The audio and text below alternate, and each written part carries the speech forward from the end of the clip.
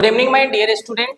तो आज मैं आप लोगों को बता दूं कि बिहार बोर्ड का रिजल्ट आज डिक्लेयर हुआ है। खास करके बीएससीबी बोर्ड जो आपको जस्ट फरवरी में एग्जाम लिया हुआ था, तो इसका 1 महीना के बाद ही रिजल्ट आ चुका है।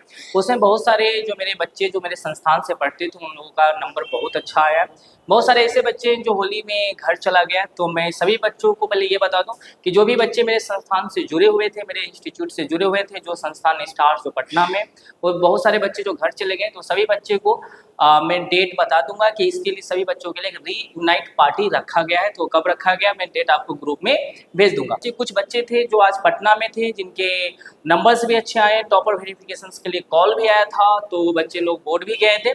तो उस बच्चे से आज आपको मैं इंटरेक्ट कराने वाला हूँ कि इनका जर्नी कैसा रहा, कितना नंबर आया है और कैसे उन्होंने पढ़ा। देखो, सबसे बड़ी बात मैं ये बता दूँ कि जो नंबर होते हैं बहुत सारे बच्चे रट के भी लेकर आता है। रटने का इन द सेंस क्या हुआ कि वो एग्जाम के समय में सब चीज़ को रटता है और उसके बाद वहाँ जाकर उल्टी कर देता है, ठीक है।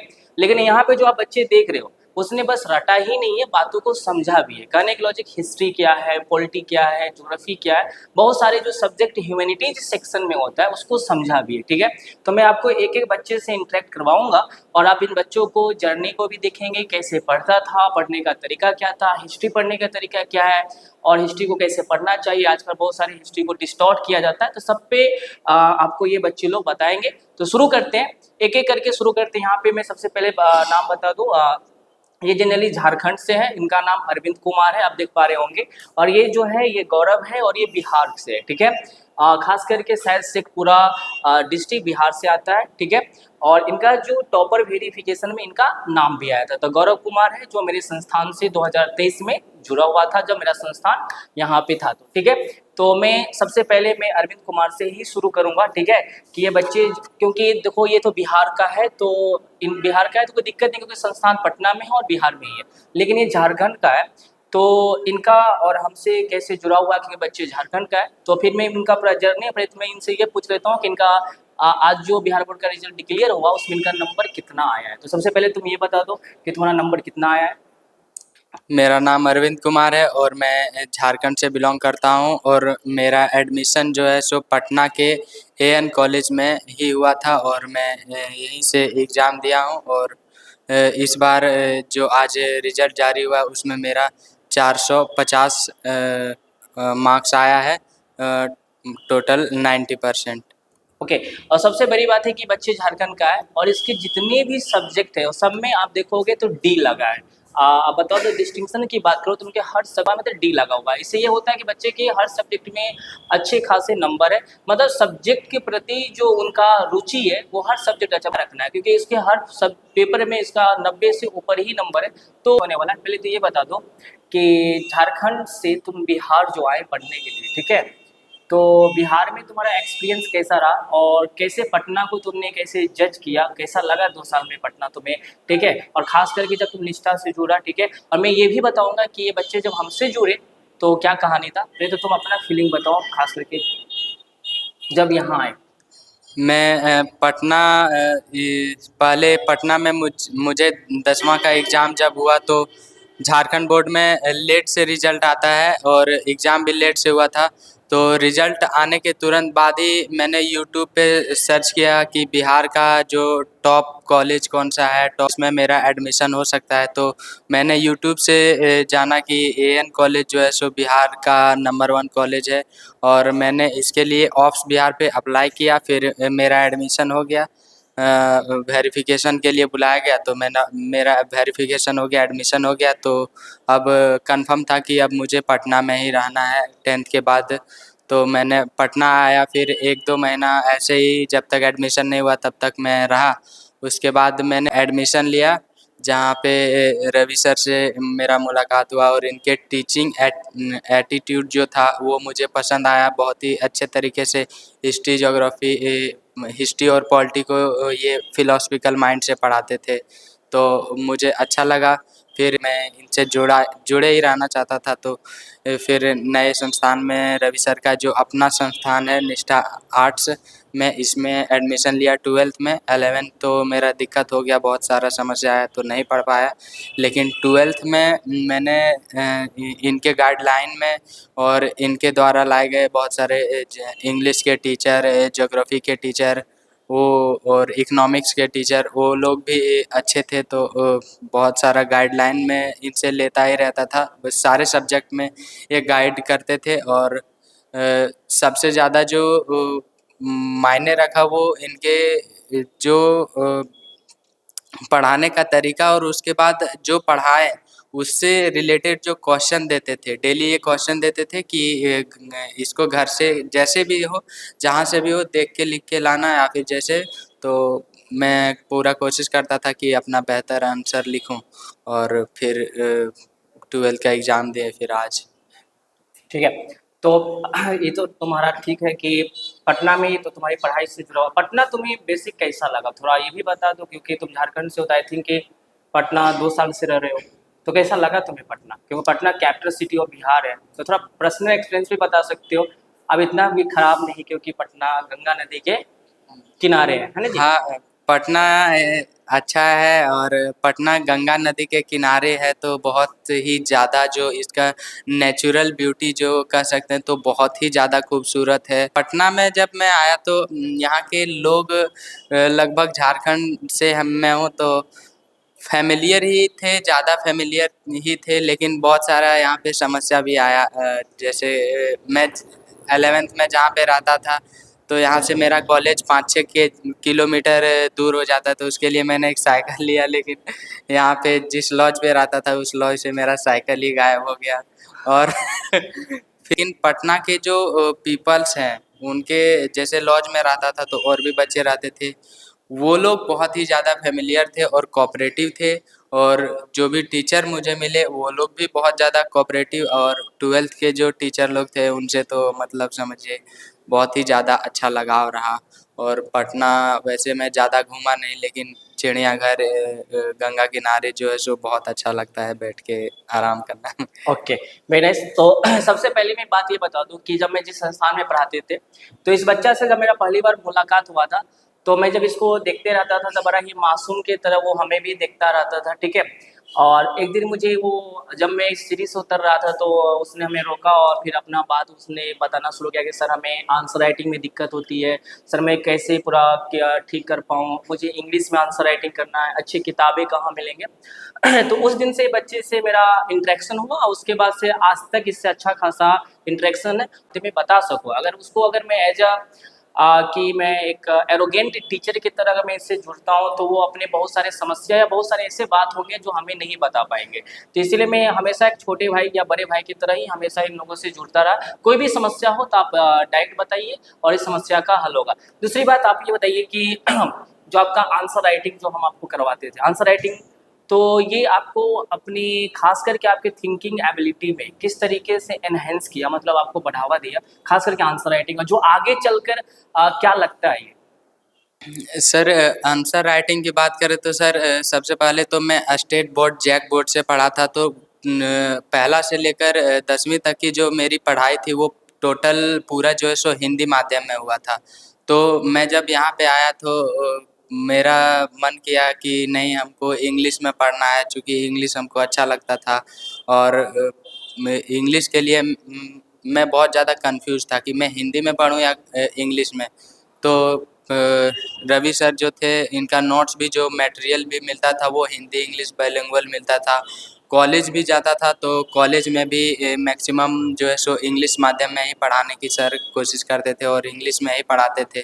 तो मैंने पूरा डिसाइड कर लिया कि अब इंग्लिश में ही पढ़ना है। तो शुरू में दिक्कत होता था कि मैं थिंकिंग जो है सो जैसे सर पढ़ाते थे तो पूरा फिलोसफिकल माइंड से पढ़ाते थे, पूरा थॉट जो है सो बेस्ड रहता था फिलॉसफी पे। तो उस चीज़ को समझने में बहुत ज़्यादा मज़ा आता था। और उसके बाद रूम पे जाने पर जो आंसर राइटिंग करते थे वो हम सोच तो लेते थे एक अच्छा आंसर राइटिंग की किस तरह से लिखेंगे, लेकिन उसको इंग्लिश में हमको लिखने में दिक्कत होता था, तो उसको हम ट्रांसलेट करते थे। पहले उसको हिंदी में लिखते थे, फिर उसको ट्रांसलेट करते थे, फिर बहुत ज़्यादा एनसीईआरटी पढ़ते थे। जो भी वर्ड थे जैसे कुछ चैप्टर जो पढ़ाई हो रहा है, उस चैप्टर को मैं अंडरलाइन करता था कि उस चैप्टर में कौन कौन से वर्ड है जो मुझे बिल्कुल उसके बारे में पता नहीं है। फिर उसको ऑक्सफोर्ड डिक्शनरी से मैं ढूंढता था, फिर उसका मीनिंग खोजता था, फिर समझते थे, फिर उसको पढ़ते थे, और फिर कुछ ना कुछ वर्ड मीनिंग जो है सो दिमाग में आ ही जाता था। वही मीनिंग से सेंटेंस बना के मैं अपना बेहतर प्रयास करता था। और जो सबसे अच्छा बात तो ये है, सबसे मेन बात तो ये है कि आंसर राइटिंग में आप खुद से सोचना पड़ता है, और आपका जो सोच है वो आपके पढ़ाई के वे से ही समझ में आएगा। ये नहीं कि जैसे वो गेस पेपर है तो उससे लिख लिए, तो उससे क्या होगा कि आप गेस पेपर तक ही लिख पाइएगा। लेकिन अपन फॉलो चार्ट बना करके इस तरह से, तो इस तरह से जो टीचिंग एटीट्यूड सर का था कि फॉलो चार्ट बनाना, उससे बताना, तो उस चीज़ को मैं इंक्लूड करता था आंसर राइटिंग में, और प्रयास करता था मैक्सिमम अच्छा आंसर राइटिंग के लिए। तो मेरा हो तो ये बताओ जो बच्चे हैं जो अभी वीडियो देख रहे हैं, खास करके वो 11th या 12th में आने वाले होंगे, ठीक है, तो उन बच्चों के लिए तुम आंसर राइटिंग को लेकर क्या कहना चाहते हो? बहुत सारे बच्चे हैं, जैसे मैं सिंपल बता दूं, कुछ विभीषण है, नाम तो जानता ही होगा, ठीक है, तुम लोग जो जूनियर है, अब वो लोग को बोलते हैं कि तुम आंसर राइटिंग करो, तो बोलते सर कर लेंगे, कर लेंगे, परसों कर लेंगे, ठीक है, तो कि क्या करना चाहिए, आंसर राइटिंग डेली करना चाहिए कि नहीं? आंसर राइटिंग डेली करना चाहिए। जो भी सर देते हैं लगभग डेली, तो सर टॉपिक पढ़ाने के बाद क्वेश्चन दे ही देते हैं। तो मैं कहूँगा कि वो उस क्वेश्चन को मैक्सिमम बार सर लिखते भी थे। अगर आपका आंसर थोड़ा-सा कहीं इम्प्रूवमेंट की ज़रूरत होती थी, तो सर मॉडिफ़ाई भी लिख देते हैं। तो बच्चा लोग क्या करता है, जैसे हम भी करते थे कि मॉडिफ़ाई लिख दिए, तो दिमाग में रहता था कि अरे मॉडिफ़ाई तो समझ में आ गया ना कि कहाँ पे गलती है, तो उसको छोड़ देते थे लिखना। लेकिन वो मॉडिफ़ाई जो लिखते थे सर, उसको भी बार-बार लिखना है, लिख के ला सकते हैं आप लोग। और जो है डेली आंसर राइटिंग बहुत ज़रूरी है। और जो चैप्टर ख़त्म होता है, उसके बाद एनसीईआरटी का जो क्वेश्चन है, उसको भी बेहतरीन ढंग से लिखने का प्रयास करना चाहिए, और सर से लाके दिखाइए, और सर को बोलिए कि सर देखिए कैसा है, और फिर सर अगर मॉडिफ़ाई करने का रहेगा तो सर बोलेंगे ही मॉडिफ़ाई करने के लिए, और उसके लिख कर लाइए। आंसर राइटिंग बहुत ज़्यादा मायने रखता है। नॉलेज तो है, लेकिन आप उसको एग्ज़ाम में क्या है कि आपको बोल के तो बाद में इंटरव्यू लिया जाता है, लेकिन सबसे पहले आप जो जान रहे हैं उसको लिख के ही रिप्रेजेंट करना पड़ेगा। तो उस टीचर को, चेक करने वाले एग्ज़ामिनर को अच्छा आंसर राइटिंग मिलने पर ही वो अच्छा नंबर देंगे। ओके, तो ये थे अरविंद कुमार, जो झारखंड जनरली झारखंड है उनका घर, और ये बिहार में रहकर पढ़ रहे थे। तो अब आपको मैं जो मिलाने वाला हूँ, और ये है गौरव कुमार, बहुत ही अगर मैं सिंपल बोलूँ तो बहुत ही ज़्यादा शर्मिला भी है, ठीक है। इनका ही कहना था कि वैसे ये टॉपर वेरिफिकेशंस में इनका नाम आ चुका है, ठीक है, और मैं यहीं से शुरू करने वाला था सबसे पहला, ठीक है, लेकिन उसने कहा सर मैं बहुत शर्मिला हूँ, मैं क्या बोलूँ, ठीक है। तो पहली बात आप लोग कमेंट बॉक्स में जरूर बता देना कि इतना शर्मिला नहीं होना चाहिए, ठीक है, किसी भी बच्चों को, क्योंकि पत्थर बनकर अच्छा नहीं लगता, थोड़ा फूड लूजर भी होना चाहिए, ठीक है। तो ये गौरव कुमार है, ओरिजिनली इनका घर बिहार में ही है, शेखपुरा, आई थिंक कि नालंदा के बगल में ही है। हाँ, तो आपने नालंदा यूनिवर्सिटी के बारे में तो सुना ही होगा, दुनिया की सबसे प्राचीनतम यूनिवर्सिटी तो है ही है, और यहाँ पे बिहार में इंटेलेक्चुअल प्रॉपर्टी की कमी तो है नहीं, ठीक है। तो आज मैं एक गौरव कुमार से मिला रहा हूँ। ये बच्चे का जनरली जो नंबर आया है 460 आया है, और टॉपर वेरिफिकेशंस के लिए इनको बुलाया गया था। तो ये बच्चे जो बिहार बोर्ड ऑफिस भी गए थे, ठीक है। तो आज आप इनके जर्नी के बारे में भी आप देखिए, और थोड़ा समझने की कोशिश करेंगे कि ह्यूमैनिटीज पेपर क्या होता है। बहुत सारे बच्चे होते हैं कि ह्यूमैनिटीज पेपर तो कुछ है नहीं, बस गेस्ट पेपर ले लो, पढ़ लो, पास हो जाओ, ठीक है। तो सबसे पहले तो तुम आप ये बताओ कि आप किस कॉलेज से हो, और कितना नंबर आपका आया है सबसे पहले, और अपना नाम बता दीजिए। मेरा नाम गौरव कुमार हुआ। मैं +2 हाई स्कूल बरबीघा शेखपुरा से मैं अपने इंटरमीडिएट की पढ़ाई शुरू किए थे, और मैं शेखपुरा जिला से हूँ। ओके, और आपका कितना नंबर आया है? और मेरा नंबर इंटरमीडिएट में 460 नंबर आया है। ओके, तो मैं सबसे पहले ये आपको जो आप घर पे थे जब आप 10th पास किए थे तो क्या क्या सोचे कि ह्यूमैनिटीज़ पेपर ही क्यों लेना है? आपने आखिर ये ह्यूमैनिटीज़ पेपर क्यों लिया? क्योंकि आपके नंबर 10th में भी अच्छा था जैसे कि मैं आपके भाई जी से बात किया था, ठीक है? तो उन्होंने बताया था कि आपका नंबर 10th में क्या था? अच्छा था। तो आई थिंक कि वो सभी लोग आपको ये फ़ोर्स किए होंगे कि आपको साइंस ले लेना चाहिए, तो फिर आपने ह्यूमैनिटीज़ पेपर को क्यों चुना? नहीं सर, ये इसमें मेरा इंटरेस्ट था, हिस्ट्री पॉलिटी ज्योग्राफी में कुछ ज़्यादा इंटरेस्ट था सर, कि इसमें कुछ जाने। और दूसरी बात ये सर कि हमें सिविल सर्विसेज की तैयारी करना था सर, ओके, इसलिए हम ह्यूमैनिटीज़ पेपर को चुन लिए ह्यूमैनिटीज़ पेपर को आपने लिया। सर।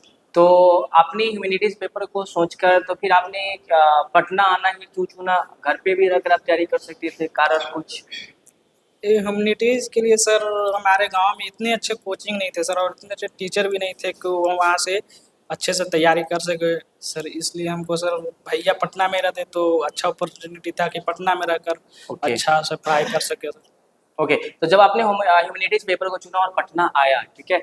तो पटना आए तो आपने पटना में क्या-क्या चीज़ को फेस किया? मतलब कैसा लगा पटना जब आप आए तो पहला एक्सपीरियंस कैसा लगा पटना में? सर शुरू-शुरू में आए थे तो सर बोरिंग सा लग रहा था, कि मतलब कि एक पिंजड़े में कैद हो गए थे सर, एक अच्छा, 4 रूम के किनारे।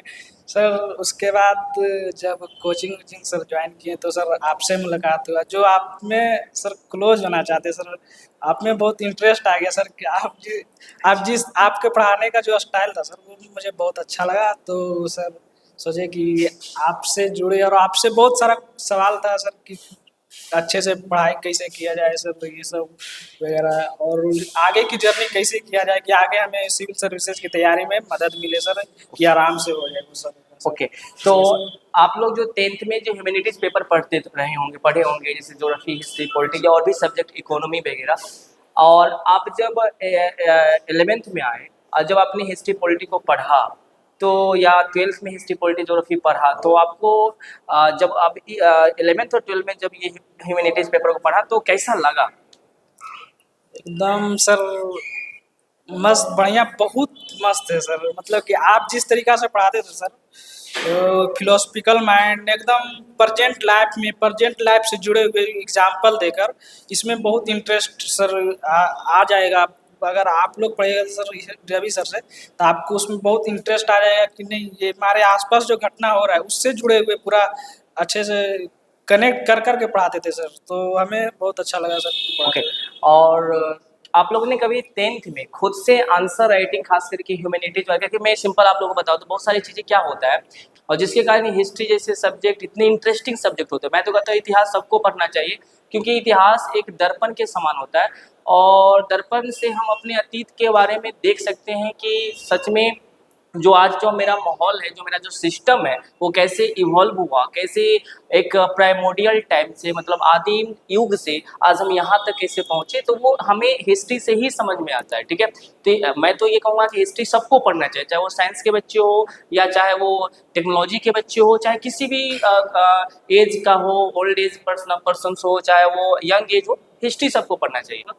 तो जब आप 11th में आए और आपको जब आंसर राइटिंग जो करने के लिए मिला होगा पहली बार या उससे पहले आप आंसर राइटिंग कभी 10th में किए थे खुद से? नहीं सर, इससे पहले हमने कभी आंसर राइटिंग नहीं किया था, बस पढ़ते जाते थे और एग्जाम से 2 महीना पहले हम्म। क्वेश्चन बैंक से वही प्रैक्टिस करते थे, बस इतना ही करते ओके। थे सर। तो जब आपने पहली बार आंसर राइटिंग किया होगा या शुरू किए, ठीक है, तो एक आंसर पहली बार जब आप फर्स्ट क्लास में आपको क्वेश्चंस मिले होंगे, प्रश्न मिले होंगे, तो पहली दिन जब आप घर में बैठकर आंसर राइटिंग आपको करना है, कितना घंटा लगा था? शुरू बार में टाइम लगता है सर, बहुत टाइम लगता है, किसके बारे में कैसे लिखे कि सर को पसंद आ जाए, और अच्छा। इस दो तारीफ भी सर करे, खुश हो जाए हमसे, तो टाइम लगता है। बट जब धीरे धीरे करते जाइएगा तो एकदम हैबिट बन जाएगा कि आराम से तुरंत हो हाँ, तो जाएगा यहाँ पे सर। एकदम नेचुरल कोई बताओ क्योंकि बात बच्चों को भी लगे कि पहला दिन जो आप आंसर राइटिंग किए और क्लास 12th में आते-आते जब आप आंसर राइटिंग किए, तो पहला दिन में कितना घंटा लगा और अभी कितना मिनट लगता है? बच्चों को बताइए, थोड़ा उसको भी लगे। पहला दिन कितना घंटा लगा? 1 घंटा या आधा घंटा, 15 मिनट? पहला दिन तो कम से कम आधा घंटा तक तो सोचने में बर्बाद हो जाता था कि इसमें क्या लिखे। अच्छा। उसके बाद कुछ न कुछ लिख के सर को जब दिखाएगा तो फिर उससे मॉडिफाई करेंगे, फिर से उसको लिखेगा तो कुछ अब बेटर होगा, फिर उससे बोलेंगे तो उससे कुछ बेटर आएगा। तो धीरे धीरे करते करते आराम से आप 1 घंटे से 5 मिनट में आ जाइएगा। क्या बात है। तो आज आप लोग मिनटों में आप सवाल लिख लेते मिनटों में हो। एकदम और दूसरी बात ये झट से कि लिखते हैं सर। किसी भी टॉपिक के प्रति आप सोच पाते हो। आराम से आप इतना मतलब कि आंसर राइटिंग से सर जब देते हैं क्वेश्चन तो उसके बारे में सोचते-सोचते आपको इतना सारा आप उस टॉपिक के बारे में जब सोचिएगा तो वो टॉपिक मतलब कि आपके तो दिमाग में थोड़ा-सा उस टॉपिक तो सर्च कीजिएगा ये सब तो कुछ तो नॉलेज मिलेगा ही अपने आप और वो टॉपिक जब लिखिएगा तो वो टॉपिक अपना हो जाएगा आपका मतलब कॉन्सेप्ट पूरा आपका हो जाएगा, क्लियर हो जाएगा। तो तो इस तरीके से आप बताइए कि जो आंसर राइटिंग है खास करके ह्यूमैनिटीज वाले बच्चों को लेकर के आप बता दीजिए, क्या उनको डेली करना चाहिए अगर जिसको सिविल सर्विस की तैयारी करना है? तो आंसर राइटिंग तो बहुत इम्पोर्टेंट है सर। ओके। बहुत इम्पोर्टेंट है सिविल से खासकर वो जो बड़े-बड़े सपना है जो यूपीएससी, बीपीएससी के लिए मेंस में बहुत काम आता है सर वो। ओके। तो ये गौरव कुमार थे, इनके टॉपर वेरिफिकेशन के लिए नाम भी आया था और ये शेखपुरा के बहुत शर्मिला बच्चे बेचारा बोलने में अभी भी शर्मा रहा है कि कहीं ज़्यादा बता देंगे तो मेरे कुछ दोस्त लोग लेकर चले जाएंगे। तो ऐसा कुछ नहीं है, नॉलेज बांटने से क्या होता है, बढ़ता है। बढ़ता है। न तो वो पुराने जमाना 200 साल पहले वाले कहानी नहीं रखना है कि समुद्र पार मेरा नॉलेज चला जाएगा तो क्या हो जाएगा, अछूत हो जाएगा, अनटचेबल हो जाएगा। तो ऐसा नहीं बिल्कुल करना है, ठीक है। ज्ञान बांटने से है, ऐसा बात नहीं है सर। बढ़ता ये है। कैमरे के सामने मेरा पहला इंटरव्यू इसके लिए अच्छा। थोड़ा-सा हिचकिचाहट हो रही है बस। अच्छा, तो कैमरे के सामने अभी और मैं सबसे बड़ी बात बता दूँ कि इन बच्चों का जो ख़ास करके किस-किस न्यूज़ चैनल से आपका अभी नाम आया है? मैं आपको कौन बता दूं कि इनवाइट किया है? सबसे पहले तो मेरा स्कूल के प्रिंसिपल सर जो थे संजय सर नाम उनका वो कॉल किए थे वो हमको इन्फॉर्मेशन किए कि आप से मतलब अपने डिस्ट्रिक्ट शेखपुरा डिस्ट्रिक्ट में सेकंड टॉपर है। उसके बाद फिर दैनिक जागरण से कॉल आया है वही सब एडवर्टीजमेंट के लिए कि अपना नाम पूछा पता वगैरह एड्रेस उसके बाद फिर हिंदुस्तान से कॉल आया है। क्या बात है। तो आप देख रहे हैं कल बच्चे पेपर में आने वाले हैं, तो मैं अभी ही इस बच्चे क्योंकि देखो इन्फॉर्मेशन टेक्नोलॉजी का ज़माना है तो कल के लिए क्यों रोके, ठीक है। तो कल तो आप लोग पेपर में पढ़ लेंगे लेकिन आज ही इन बच्चों से आप मिल लीजिए, ठीक है। तो छोटू से आप आज भी मिल सकते हैं। दूसरी बात ये है कि जब मैं पिछले साल की कहानी 2023 की कहानी बताऊँ तो बहुत सारे बच्चे हमसे भी जुड़े, बहुत सारे कहीं और भी जुड़े। तो ये बच्चे लोगों ने हमें मेरी फाउंडेशंस में खास करके बड़ा ही हेल्प भी किए और ये पहला बच्चा है जो हमसे पहली बार जुड़े थे। इवन मेरे क्लास के जो बेंच भी है ना ये इसमें थे, ठीक है। तो जो मैं बेंच लेकर आ रहा था तो बेंच को पकड़ना यहाँ तक कि तो ये मेरे पहले बच्चे जो आप यहाँ पे आप देख पा रहे होंगे। और डिसिप्लिन में मैं आपको ये बताऊँ कि टू मच डिसिप्लिन में मतलब क्लासरूम में बैठना है तो पढ़ने वक्त में इधर-उधर नहीं करना है। पढ़ने वक्त में बोर्ड पे फोकस करना है, टीचर क्या कह रहे हैं, सर क्या कह रहे हैं, उन पे उनके बातों को लेना है, ठीक है। उनके बाद उसको राइट करना है। साथ ही साथ कभी-कभी कुछ-कुछ चीज़ें हम भी कभी-कभी ऐसे बोल देते थे, हो सकता है हमसे भी क्योंकि इंसान है तो सबसे मिस्टेक होते ही हैं। तो कभी-कभी ये भी रिकॉल करवा देते कि सर थोड़ा यहाँ पे, ठीक है। दूसरी जो सबसे बड़ी बात होती है कि जब वो आंसर राइटिंग करता था तो सर ये हमेशा वो पूछने आते थे कि सर ये आंसर राइटिंग में सर कैसे लिखेंगे कि 2 नंबर के क्वेश्चंस होते हैं, उसको कैसे लिखेंगे कि सर कि मुझे 2 नंबर में 2 नंबर मिल जाए क्योंकि सबको पैसेज में लिखे। तो फिर इसको हम समझाते थे कि देखो आंसर राइटिंग में हमेशा 2-3 नंबर या जो भी नंबर के हो, हमें ऐसे आंसर राइटिंग करना है कि वो हमें 2 नंबर मिल जाए, ठीक है। तो मिलेगा कैसे? तो अगर कैरेक्टर पूछ रहा है तो कैरेक्टर पे बात करेंगे, अगर डिफिनेशन पूछ रहा है तो पैसेज आंसर राइटिंग क्या करना है। और ये सब चीज़ें हम क्लासरूम में बताते ही रहते, कभी ऑनलाइन में आपको ज़रूर बताऊँगा, लेकिन ये सब चीज़ें हम इन लोगों को बताते रहते थे। तो मैं फिर से आपसे एक बात ये पूछूँ कि निष्ठा आर्ट्स के साथ आपका जर्नी कैसा रहा? निष्ठा के साथ सबसे पहले तो मैं ये जो मेरा 460 नंबर आया है ये रवि सर और निष्ठा आर्ट्स की टीम को मैं धन्यवाद करना चाहता हूँ। और जो मेरा निष्ठा आर्ट्स का जर्नी था बहुत अच्छा था। यहाँ पर बहुत अच्छा से पढ़ाई होता है, कंटेंट के साथ पूरा कॉन्सेप्ट क्लियर के साथ होता है। ओके। तो और सबसे बड़ी बात है कि जब आपने आर्ट्स की तैयारी मतलब ह्यूमैनिटीज़ पेपर पढ़ रहे हो, ठीक है। तो बहुत सारे बच्चे का सीयूटी का भी एग्ज़ाम देने का मन होता है। तो जो आपने डोमेन सेक्शन पढ़ा जैसे हिस्ट्री पढ़ा, पॉलिटी पढ़ा या ज्योग्राफी पढ़ा, तो हिस्ट्री पॉलिटी में आपका डोमेन सेक्शंस को लेकर के कैसा लग रहा है कि अलग से कोचिंग पढ़ने मतलब अलग से एक्स्ट्रा मतलब कहीं और पढ़ना है क्योंकि मतलब मेरा तो डोमेन बेकार हो गया, या लग रहा है कि नहीं मैंने 1 साल जो पढ़ा है वो मेरे डोमेन्स के लिए काफ़ी है और अच्छी अंडरस्टैंडिंग बस आप मुझे इसको थोड़ा रिवाइज़ करना है, कैसा फ़ील हो रहा है? बिल्कुल नहीं सर भाई, एक मतलब कि एक बार निष्ठा आर्ट्स में पढ़ने के बाद डोमेन दोबारा पढ़ने की कोई दूसरा कोचिंग में ज़रूरत नहीं, बस एक बार एग्ज़ाम से पहले 10 दिन पहले रिवीजन कर लीजिए, बस आराम से अच्छा नंबर आएगा डोमेन में सीईटी के। अच्छे। अच्छी बात। और आप मटेरियल्स को लेकर बताएं कि स्टार्स से जो ह्यूमैनिटी सेक्शन से जो मटेरियल्स मिलता है वो कैसा मटेरियल्स होता है। आप तो इस बार बुकलेट लाती हो जो आप लोग को पता ही है, ठीक है। तो मटेरियल के तौर पे बताइए कि कैसा होता है और कितना ये आपके लिए एक हेल्पफुल होता है, ये भी आप बता सकते हैं। मटेरियल तो सर बहुत अच्छा था कि उसमें सारा चीज़ था, एकदम सिंपल वर्ड में था सर, कि उसको समझने के लिए एक बार पढ़ लीजिएगा तो आपको समझ में आएगा। दूसरी बात सर कि हम अपने लैंग्वेज में भी नोट्स बनाते थे सर, तो जो देख अपने लैंग्वेज में नोट्स बना के, बट जो कोचिंग में सर क्लास के समय जो टॉपिक पर लेक्चर देते थे उसके बारे में जितना हम समझे उस टॉपिक के बारे में हम अपने कॉपी पर लिखते थे अपनी लैंग्वेज में पूरा कॉन्सेप्ट के साथ और फैक्ट के साथ लिखते थे, और दोनों सर के नोट्स और अपना नोट्स दोनों को रिवीजन करते थे। तो इससे हमारा कॉन्सेप्ट पूरा क्लियर था और अच्छा याद दिन तक याद रहता था, मतलब कि याद था। ओके। तो आप ये बताइए कि जो हम लोग जैसे मैं सब शुरू में नोट्स बना रहे थे, तो जब बच्चों को नोट्स देना था पहले हमें हैंड राइटेड नोट्स देते थे, ठीक है। तो वहाँ भी मैं क्या करता था कि हिंदी और इंग्लिश दोनों में उसी समय हम देते थे, अलग से हिंदी और अलग से इंग्लिश नहीं करते थे। और आज भी मैं बाइलिंगुअल ही नोट्स बच्चों को देता हूँ, मेरा बुकलेट भी बाइलिंगुअल है।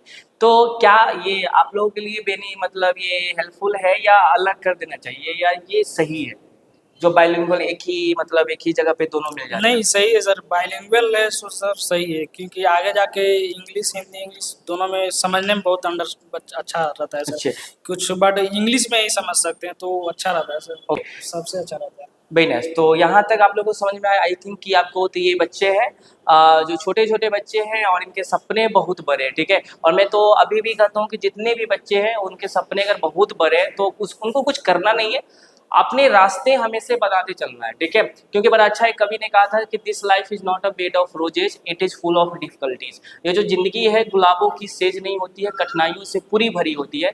तो बस आप इस बात को समझो, तो कठिनाई जो रास्ते में आएंगे उसको बस हटाते रहना है और आगे बढ़ते रहना है। जैसे अभी 10th के बाद वो लोग 12 में भी आगे बढ़ा। अब क्या करना है कि मैं सिंपल बता दूं कि ये बच्चे लोग, सबसे बड़ी बात होता है चुनाव, ठीक है। जब मैं पिछले साल की कहानी बताऊं तो बहुत सारे बच्चे हमें जानते थे, कुछ बच्चे ने हमें चुना और किसी ने किसी और को चुना। तो जिंदगी में अच्छे चुनाव करना है। चुनाव अगर आपके अच्छे होंगे तो फिर कहानी भी आपका अच्छा होगा, अगर चुनाव आपके खराब होंगे तो कहानी भी आपका खराब बन सकता है। क्योंकि तो यही होता है चुनाव, अगर आपका चुनाव अच्छे नहीं होंगे तो फिर आपके रास्ते थोड़ा कठिन हो सकता है। इसीलिए जीवन में हमेशा एक बात याद रखेंगे कि सही को चुनना है, जो आपको फायदे दे और आपको आपके अंदर में दो या तीन चीज़ की विकास कर सके। नैतिक मूल्य की तो विकास कर ही सके, साथ ही साथ आपको साइंटिफिक विकास कर सके, आपको वैज्ञानिक सोच आपके अंदर में डेवलप कर सके, रैशनलिटी आपको माइंड में ला सके, तार्किक विकास कर सके, जो आपको एक पकड़ और एक समझ आपको विकसित कर सके, ना कि आपको अपने बात को थोप दे। जब भी मैं क्लास में इन लोगों को पढ़ाते थे तो एक बात हमेशा बोलता था कि देखो मैं तुम लोगों को आज बता दूं कि कभी भी अपनी जिंदगी, जैसे होली भी आ रहा है, तो कभी भी अपनी जिंदगी को एक रंग से मत मिला इसको तौलो, ठीक है, कि मुझे एक ही आइडिया लेना है, ऐसा बिल्कुल नहीं। अपने जो ब्रेन है या अपने जो सीखने की कैपेसिटी है उसको सभी रंगों से क्या कर दो, सभी प्रकार के विचार को आने दो। इन लोगों को हमेशा क्लास में बोलते थे सभी विचार आने दो, और जब विचार सब आ गया तो तुमको इसमें से कौन सा विचार लेना है उस पर क्या करना है, फोकस करना है। लेकिन कभी भी ये नहीं करना कि अपने विचार को, मतलब मैं एक ही विचारधारा पे चलूंगा और बाकी विचार को आने नहीं दूंगा। तो एज ए स्टूडेंट लाइफ, जब तक आप एज ए स्टूडेंट ही लाइफ नहीं, अपनी पूरी जिंदगी में जीवन के जो भी आपके डायरेक्शन में या आसपास जो भी चीजें आपको आपके सराउंडिंग में मिल रहा है वो सभी विचार को आने दो और उस सभी विचार को फिल्टर मारो, ठीक है। और जो आपके लिए अच्छा हो उस विचार को क्या करो, अपनाओ। तो इस बच्चे लोगों को जब भी हम पढ़ाते थे तो ये चीजें हमेशा सिखाते थे कि रैशनल रहना, तार्किक रहना। इसीलिए बच्चों को बोलता था कि जितने भी आइडियो, चाहे लेफ्ट विंग्स है राइट विंग्स है, सबकी आइडियोलॉजी रखो, ठीक है।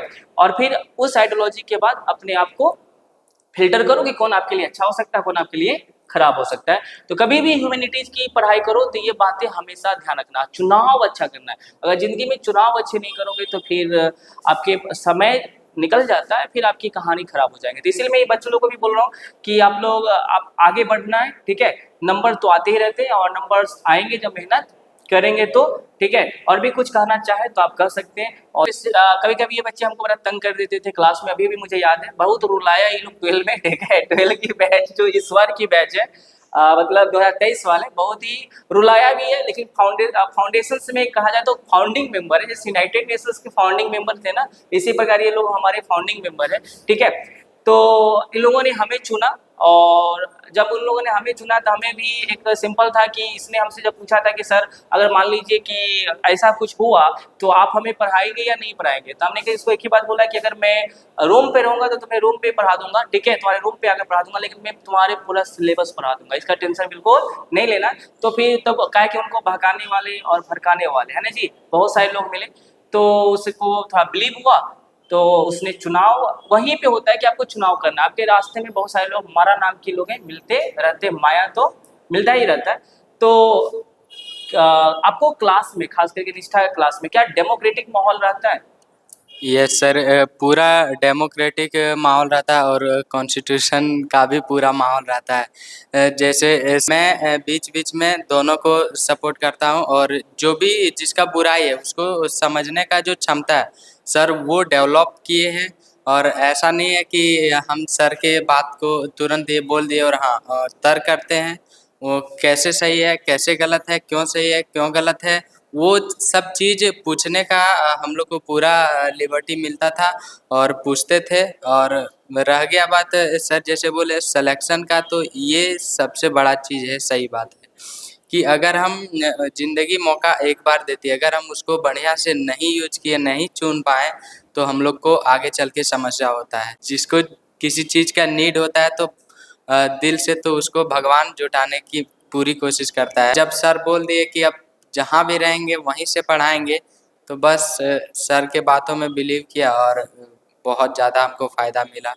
और निष्ठा आर्ट्स के जो कोचिंग है इनके सारे टीम के द्वारा बहुत ही ज़्यादा पढ़ाई के साथ साथ जो एक अपीयरेंस है और जो आपका फिजिकल अपीयरेंस के साथ साथ इंटरनल अपीयरेंस जो है उसको भी इम्प्रूव करने में बहुत ज़्यादा यहाँ से फ़ायदा मिला।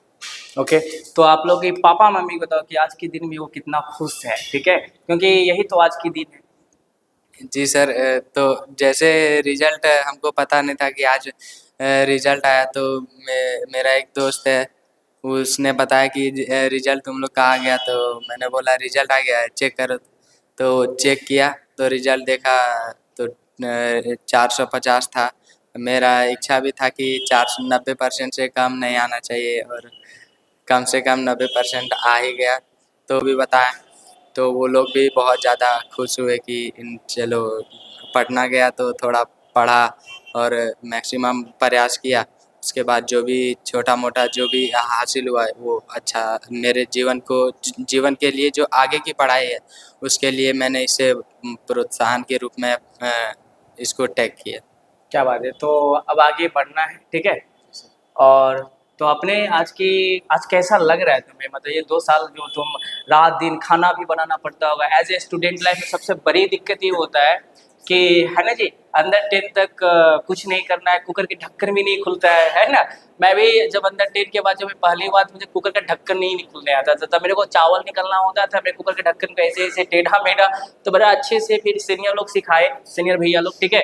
और आप लोग भी पहली बार जब आए हैं मुझे, है ना, फिर रोटी पकाना है और कुकर का ढकने, पटना है तो खाना बनाना नहीं आता, लेकिन अब सीख गए, कुछ भी बना लेते हैं। अच्छा कुछ भी बना लेते हो। तो ये बच्चे लोग को देखने के बाद छोटे छोटे बच्चे हैं, और अभी मैं बहुत सारे बच्चे बोलते नहीं, क्या बहुत सारे लोग ये बोलते हैं कि आज के जनरेशन के बच्चे जो होते हैं ना उनको कोई समस्या है ही नहीं, ये लोग ना बिगड़ गया। लेकिन आज के जो बच्चों के पास जो समस्या है वो 70s के डिकेड में और 90s के डिकेड के बच्चों के पास नहीं था। और मैं सिंपल बताऊं तो अगर 90 के जो दशक के लोग थे उनको क्या है, उनको बस घर पे रहना है या घर के बगल में कॉलेज होगा, डिस्ट्रक्शंस के कोई रास्ते नहीं है, एक दो हॉल भी है, मान लो थिएटर है, मूवी वगैरह, वो लंबा दूर है, जाना है तो पैसे है तो जाओ, नहीं तो घर पे रहो। आज के बच्चे के पास इंफॉर्मेशन टेक्नोलॉजी के जमाना है, डिस्ट्रक्शंस टू मच है, अब इस डिस्ट्रक्शंस में कंपटीशंस भी टू मच है, पॉपुलेशन सबसे ज़्यादा है, बेरोजगारी सबसे ज़्यादा है, और उस इस सब कुछ में बच्चों को रहकर उस कंपटीशन में फाइट करना है। तो आज के जो छोटे छोटे जो बच्चे हैं इनके पास समस्याएं ज़्यादा है। तो अब आज के जो जो पहले के जो बुजुर्ग लोग हैं ये छोटे छोटे बच्चों को देखकर अचानक ही जज कर देते हैं, जजमेंटल बन जाते हैं कि ये बच्चे लोग तो खराब है, ये लोग तो जेनजी जनरेशन के बच्चे हैं और जेनजी जनरेशन के जो बच्चे होते हैं बड़ा ही खराब होते हैं, आप इसे जज ऐसे ना करें। इनके पास बहुत ही ज़्यादा समस्या होती है छोटी सी उम्र में। देखो आप ये खाना बनाते हैं, फिर आप देखेंगे एक अपने आप को, फिर अपने पर्सनालिटी को एनहांस करना है, अदर स्किल्ड भी डेवलप करना है। फिर जो मार्केट में उतरने के बाद पता चलता है अच्छा मार्केट में इतने कॉम्पिटिशन है तो उस मार्केट से फाइट भी करना है, फिर अपने सब्जेक्ट में भी अच्छा होना है, और फिर एज अ रिलेशंस जिसको बोलते हैं मम्मी पापा या रिश्तेदारी उनके साथ भी अच्छे से रहना है। तो बच्चे, ये जो छोटे छोटे बच्चे हैं इनके आने वाले टाइम में इतने सारी समस्या है। 90s के टिकट में समस्या था वो आज कहीं ना कहीं वो आज थोड़ा ज़्यादा है ना। तो इसीलिए छोटे छोटे बच्चों को ये ना करें। आप देख लीजिए छोटे छोटे बच्चे बहुत सारे मेहनत करके और आगे बढ़ रहे हैं। तो मैं आप लोगों से यही उम्मीद करूंगा कि आप लोग हमेशा क्या करते रहें, आगे बढ़ते रहें। और अगर कुछ आप कहना चाहते हैं 2 लाइन आप दोनों तो कह सकते हैं, लास्ट बाइट। लाइफ में सर डिसिप्लिन बनाए रखिए, बस हम यही कहना चाहते हैं। डिसिप्लिन बनाए रखिए, आप हमेशा अपने आप में ग्रोथ करते जाइएगा, आपको डेवलपमेंट होता है मिलेगा, सब Okay. कुछ इम्प्रूव होगा आप में। Okay, discipline in the sense कि जो आप काम कर रहे हैं उस सेंस उसको लेकर मतलब डिसिप्लिन। जिस काम में आप कर रहे हैं, मतलब जिसके लिए आप, जैसे कि आप पढ़ाई कर रहे हैं तो पढ़ाई में आप डिसिप्लिन रहिए, ईमानदारी से पढ़ाई कीजिए, मेहनत कीजिए, वेरी नाइस। आराम से उसे। तो ये गौरव कुमार है और इसका नंबर भी अच्छा है और ये जिला टॉपर भी है, तो कल पेपर में आप लोग पढ़ लेंगे। और बड़ा अच्छा बात उन्होंने बोला कि अपने काम जो आप काम कर रहे हो, अगर पढ़ाई करो तो पढ़ाई में डिसिप्लिन में रहो, मतलब डिसिप्लिन मेंटेन करो। अगर आप क्रिकेट खेलो तो उसमें डिसिप्लिन मेंटेन करो। आप जो काम करें उसमें डिसिप्लिन मेंटेन करो। चलो आप ये बच्चे झारखंड का है और इनका भी 450 नंबर है, बेचारा बड़ा खुश है, ठीक है। और आज सच में खुश है और हमें भी खुशी है क्योंकि बेचारा बहुत मेहनत किया है, ठीक है। और मेरा सपोर्ट भी बड़ा ही किया है कि जब भी इनको हम बुलाते थे आ जाता था, ठीक है। तो रात दिन चाहे मुझे कॉल करके बड़ा तंग भी किया है, कभी कभी हम इसे हेल्प नहीं कर पाए, होता है कभी कभी मैं प्रॉब्लम में फंस जाता हूँ तो मेरे को ना बहुत ही ज़्यादा उल्टा सुल्टा भी कहा है, ठीक है। तो मैं ये बात आपको यहाँ पे नहीं कहने वाला हूँ, लेकिन हाँ कुछ 2 लाइन आने वाले जनरेशंस के बारे में क्या कहना चाहते हो जो आपके जूनियर आएंगे। सर कंटिन्यूटी के बारे में हम बात करना चाहेंगे सर, कि कंटिन्यूटी बहुत ही ज़्यादा ज़रूरी है डिसिप्लिन के साथ। चूँकि लोग को लगता है कि कहता है कि हम आज के जनरेशन में बहुत सारे लोग डायलॉग में देते हैं कि नहीं यार पढ़ते हैं तो इसका मतलब ये थोड़ी ना है कि नहीं खेलेंगे, ये नहीं करेंगे, डांस नहीं करेंगे, वो नहीं करेंगे। तो सबसे बड़ा बात ये है कि आपको चुनना है। आपको अगर पढ़ाई करना है, आपको अगर आईएएस बनना है, आप कहिएगा हम जिम जाएंगे और जिम में 8 घंटा समय देकर आईएएस बनेंगे, तो वो चीज़ वो क्या करता है कि आपके जो लक्ष्य को प्राप्त करने का जो वे है उसमें वो एक तरह से डिस्ट्रैक्शन और वो संभावना को घटाता है। तो हमको वही सारा काम करना चाहिए जो हमारे लक्ष्य को प्राप्त होने के संभावना को बढ़ाए। और उसमें जो है सो मेहनत में कंटिन्यूटी, चूँकि जैसे 10th में बहुत सारे बच्चे होते हैं कि नंबर ले आते हैं, अच्छा नंबर आ जाता है, उसके बाद होता क्या है कि वो लगता है उनको कि हम तो मतलब हम बहुत कुछ हैं, तो वैसा बात नहीं है। बहुत सारे बच्चे ऐसे थे जैसे 10वां कक्षा में भी मेरा अच्छा ही नंबर था, 90.8% था। तो वो भी एक चैलेंज था मेरे लिए कि ये जो नंबर आया है इससे अगर कम आया तो गांव में बेइज्जती हो जाएगा। तो उसके लिए हमको कंटिन्यूटी में वो हमको बहुत ज़्यादा साथ दिया कि नहीं सोचते थे कि इससे कम आएगा तो खुद को डाइजेस्ट नहीं होगा, इसलिए हम ज़्यादा मेहनत करना का प्रयास करते थे। और जो मीडियम था वो भी चेंज किए, चूँकि केवल हिंदी में लिखे थे, ज़्यादा हमको इंग्लिश मतलब कि पढ़ना भी नहीं आता था बेहतर ढंग से। तो इंग्लिश में लिखना मेरे लिए एक अच्छा अचीवमेंट है और मैं आराम से अभी जिस तरह से हिंदी में लिखता था उस तरह से अब मैं इंग्लिश में लिखता हूँ। ये जो मेरा अचीवमेंट है, हमको सबसे बड़ा अचीवमेंट ये लगा और आज रिजल्ट आया तो ये भी मेरे लिए एक अच्छा अचीवमेंट है जो हमको आगे के लिए इनकरेज कर रहा है। और इसीलिए कंटिन्यूटी जो है सो बहुत ज़्यादा मायने रखता है कि आप कंटिन्यू हैं या नहीं। ठीक ठीक है। है सर। तो आपने ये देखा कि तो जितने भी बच्चे हो और चाहते हो कि आपका आर्ट्स की तैयारी, ह्यूमैनिटीज पेपर की तैयारी बिंदास और अच्छा हो, तो आप निष्ठा आर्ट्स से जुड़ सकते हैं। ये संस्थान आपको पटना में है, ठीक है, और ये भिकना पहाड़ी में ये संस्थान है, तो आप हमसे जुड़ सकते हैं, ठीक है। तो all the best, good day, take care. और मैं आपको बहुत सारे और भी वीडियो, बहुत सारे बच्चों का, अभी तो होली में बहुत सारे बच्चे घर चले गए, तो फिर बहुत सारे बच्चे से हम आपको मिलाते रहेंगे, ठीक है। तो और भी कुछ नहीं ना, ठीक है। तो all the best, good day, take care.